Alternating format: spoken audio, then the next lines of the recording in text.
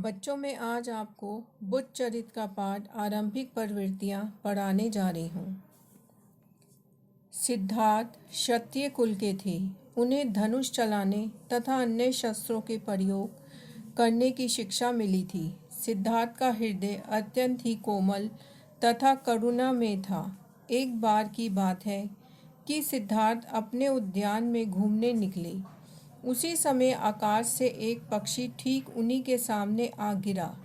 सिद्धार्थ ने पक्षी के शरीर में से तीर निकाला और जख्म पर पट्टी बांधी और पानी भी पिलाया। देवदत्त ने पक्षी को वापस मांगा। सिद्धार्थ ने उसे देने से इनकार कर दिया।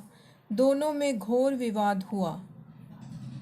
अपने पुत्र की करुणा और दया, क्षमा जैसी प्रवृत्तियों को देखकर महाराजा शुद्धोधन को महिषी अस्ति द्वारा दी गई भविष्यवाणी याद आ गई कि यह बालक बड़ा होकर मोक्ष प्राप्ति के लिए वन की ओर प्रस्थान कर सकता है।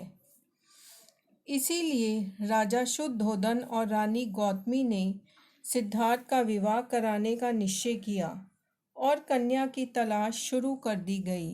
उन्होंने यशोधरा नाम की एक सुंदर कन्या का चयन किया। राजा ने पूरे उत्साह से सिद्धार्थ का विवाह यशोधरा से कर दिया।